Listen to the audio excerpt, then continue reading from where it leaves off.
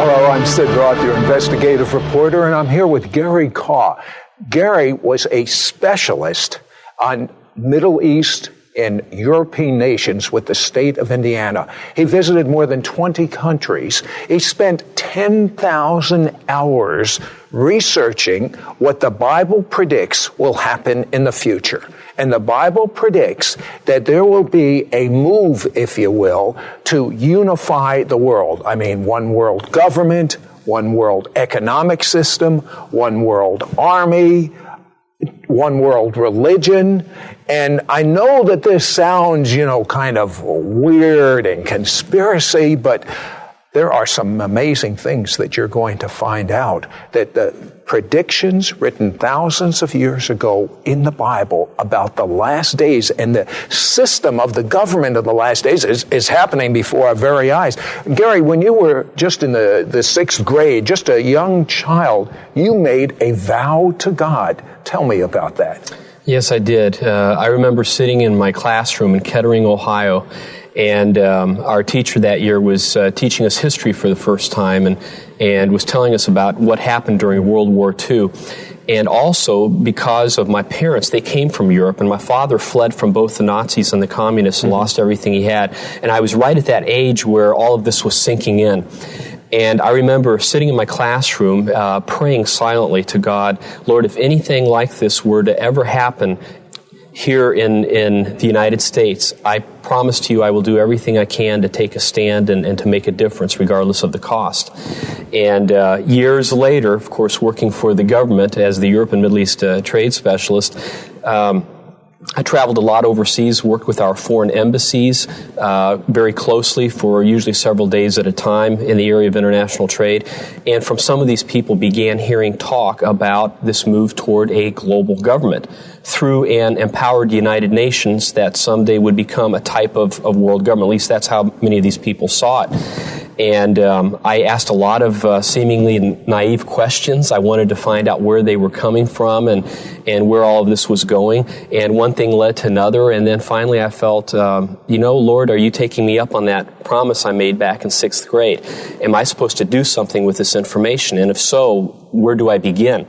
And the doors began opening up within a few weeks, literally, as I was asked. You found out something about the monies of the world. Explain that. Well, in February of 1984, I was invited to tour a company in Indianapolis, my hometown, that was to receive the contract from the U.S. Treasury Department to build the new printing presses that would be printing the new U.S. currency.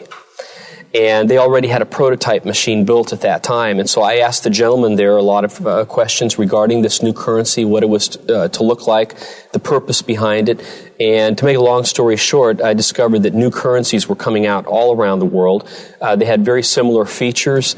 It would make the tracking of the currencies possible and eventually result in a single global currency system. So this was just the next step before we have a completely unified system.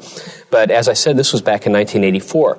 And in the mid-1990s is when the new currency actually began coming out in the United States. So this was in the making for many years before it actually happened. So what it appears to me, Gary, is you made this vow as a child. God took you up on it, and supernaturally, if you will, you began to see the machinery to set up this one world currency before it was public knowledge. Correct. And not just the currency, but the whole move toward global government from a political standpoint, and also seeing a lot of the beginnings, at least, the seeds of this attempt to bring all the world's religions together into a type of unification or even one world religion. Now, some might say it would be a wonderful thing to unify all of the religions. Let's face it, most wars have occurred for religious reasons. Yes, on the surface it sounds good, but when you look at the people that are at the forefront of promoting this agenda, generally speaking, many of them are very anti-Semitic, anti-Christian, and involved in the occult.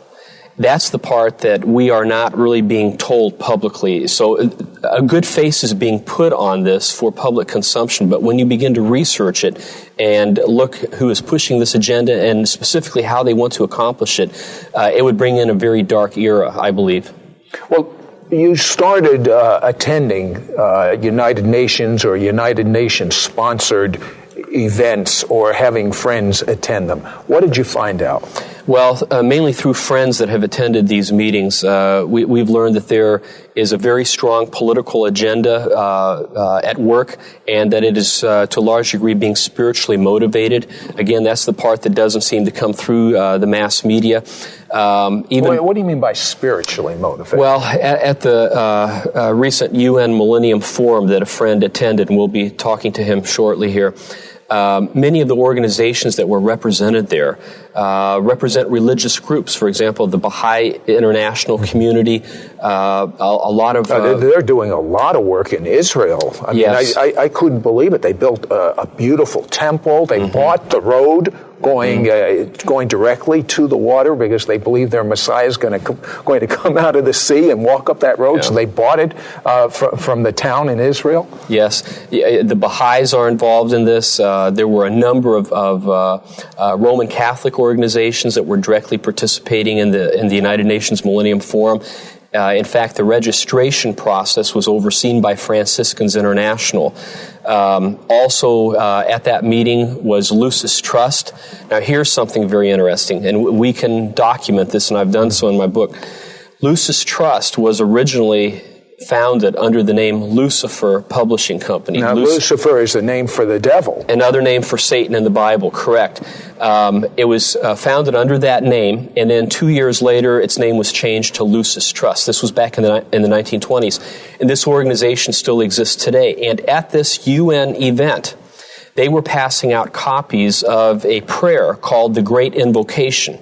Now, this is an occult prayer, which they believe if they can get enough people in the world... But this is the United Nations. This is United Nations. I mean, even in the United States, they don't want a prayer in the schools. And they're having a prayer, and it's sort of like an ESP, New Age type prayer. Exactly. The whole purpose of the prayer, they believe if they can get enough people reciting this, that it will speed up the coming of the Christ. And who they mean by the Christ is different than who I mean by the Christ. They are actually talking here about the Antichrist, a coming global ruler. It's a very occult organization, but they are very well accepted in UN circles. Hold that thought. We're going to be back after the break, and we're going to talk to an individual that actually was at this UN-sponsored meeting, that was a spy, that found out things that were not reported in the press and in the media that'll shock you.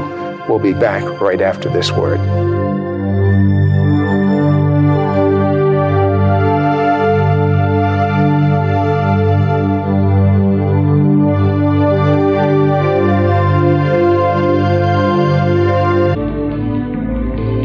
Hello, I'm Sid Roth, your investigative reporter, and I'm finding the most fascinating things out. I have Gary Kaw here, and Gary has explained to me there have been 5 recent United Nations meetings. Very little coverage worldwide about the true agenda of these meetings. And we're going to be talking to an individual that was a spy at one of the most significant of these meetings that found out exactly what the agenda was. His name will be changed. His voice will be distorted. Gary, why is his name going to be changed? Why is his voice going to be distorted? Well, so that those people who were at the meeting who are pushing this agenda will not realize who this person is, because he would like to be able to continue to attend meetings like this to be able to gather this information. And I thank God that he's been able to share this with us so that we can get this information out to people. But why do we have to get this information out? Why do you have to get it out? Why isn't it in the press? Well, that's a good question. And I would simply say that most of the people in the major press and media support this agenda and even belong to organizations that are directly tied into the United Nations or are supportive of it. So it would not make sense for them to want to expose something negative regarding the United Nations when they are actually part of that flow. Okay, who was at this particular meeting? What people groups? I already mentioned a few of them, the Baha'i International, Lucis Trust, but the main organizations that had the most power, the World Federalist Movement was very significant in this. Also Kofi Annan, he gave the keynote address, the opening keynote address. A special statement was read from Mikhail Gorbachev, who who strongly supported this event and was tied into it. Stephen Rockefeller, who is tied into the Earth Council, the Earth Charter Committee, was there as well, and a lot of very prominent people. Help me out. What's the Earth Charter? The Earth Charter, we have a final copy, or a copy of the final draft of the Earth Charter right here with us. This is something that Mikhail Gorbachev has been traveling around the world promoting, and he would like to see this become the main global governing document of the United Nations under a one-world government. He would like to see the United Nations empowered to the point where it becomes a type of world government and where the Earth Charter is their main governing doctrine, so to speak. Now this is big stuff. We're talking about one group of people controlling the world. This is big. This is definitely something worthy of being covered by all the major networks, and yet we have not been told about any of it. And Gary, I have to ask you a question. The Pope is involved. Lots of people that are known Christians are involved with these things. What do you mean they hate Christians? Well, I'll tell you, when I began speaking out on this, it cost me my job. I worked for the government, and they issued me an ultimatum to stop talking about it or else lose my job.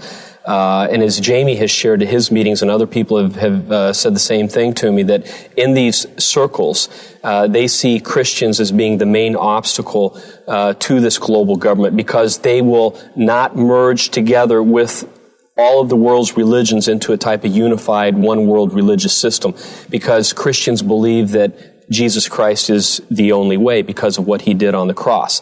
And because Bible-believing Christians insist on that very fact, they are viewed as being a fly in the ointment. They have to be dealt with somehow. Hold that thought, because we're going to find out something that I personally had difficulty believing until I saw it with my own eyes about this one world religion that is evolving. We'll be right back after this word.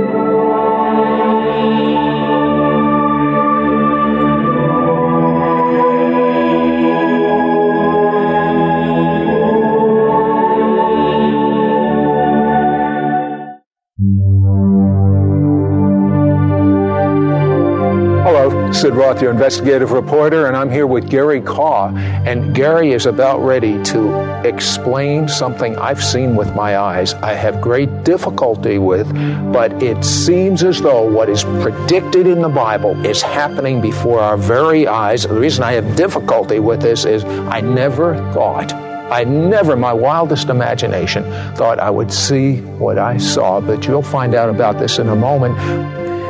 Now Gary, you had a quote from Mikhail Gorbachev in reference to the Pope. I wonder if you'd read that. Yes, and what I want to share briefly is that in our research and in attending some of these meetings, there are many key players involved in this, but what came as a shock to us was that the two most prominent figures had been Mikhail Gorbachev and Pope John Paul II. And I realized that would come as a surprise to some people, but I have a quote here from Mikhail Gorbachev regarding his relationship with the current Pope, and this came from the Denver Post, 1992.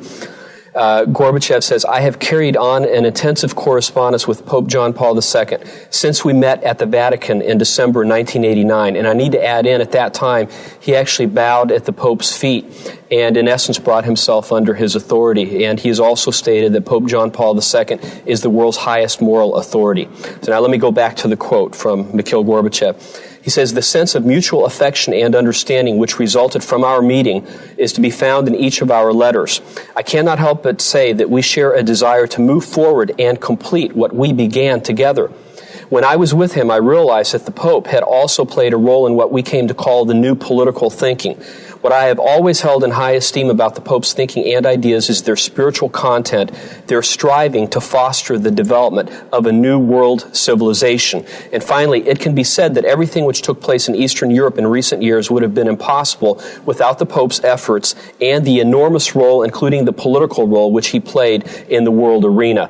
And there are more statements like that from Gorbachev. Okay, so those two are tied together. They're tied together, and he sees the Pope as being his closest ally in building the new world civilization, is what I'm trying to share here. This is Mikhail Gorbachev. What is called the Earth Charter, which is like a constitution for a one world government and one world economic system and one world army and one world political system. But what was intriguing to me is the video footage and the statements you found that the current Pope stated. Going back to 1986, he called for the first public interfaith meeting in Assisi, Italy in 1986, and we have some video footage from that meeting, which is quite amazing. Over 200 religious leaders from around the world were there, including the Dalai Lama, the symbolic leader of Buddhism, and this Pope has actively been pursuing the unification of all the world's religions around Rome. These people are traveling to Rome for these meetings. There have been a number of meetings like this now, and so you put this together with what Gorbachev is doing on the political front through the United Nations, and you have a partnership, a type of coming together of the countries of the world through the UN and the religions of the world through the Vatican, and there is an alliance that has been forged there, and this has simply not been shared through the mass media. Tell me some of the statements that you have observed that the current Pope has made. Well, the current Pope has made all kinds of statements regarding the power of the Vatican and how some people may be uncomfortable with this, that there is an agenda there. And I can't recite these entire quotes, but I have them documented in my book, The New World Religion.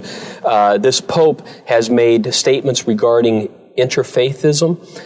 He is quoted on this video as making the statement that the Holy Spirit lives in all people, whether they are Christian or not. Now, that runs contrary to what came out from the Vatican recently, where it was stated basically that Catholicism is the only way to truth. So apparently, they believe one thing privately, but are saying another thing publicly to woo the world's religions. In other words, they're basically saying all roads lead to Rome. You're right, yes. That's what it boils down to. There were some other things that you saw the Pope do. You saw him bow down? I did not see the Pope bow down, but on the video, he meets with Buddhist leaders and actually bows before a Buddhist figure. He also goes through Hindu occult rituals. So you saw this on a... This is on the video. A picture is worth 1,000 words, as they say. And in this particular video, in an 8-minute clip, the Pope was either overseeing or directly involved in at least 4 different occult rituals that we witnessed. Quite unbelievable, and again, not being shared through the mass media. But I believe if Christians saw this, it would change their perceptions of Pope John Paul II.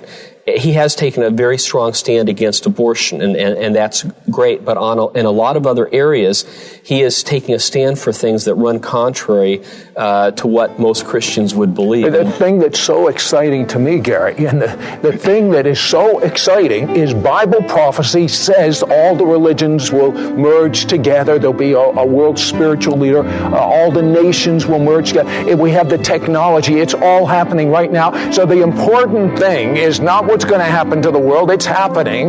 The important thing is what's going to happen to you. The important thing is if you come to have intimacy with God right now, right this moment, as we're watching through Jesus, through the fact that His blood was shed to wash away your sins and you can be restored to God, then it doesn't matter what happens.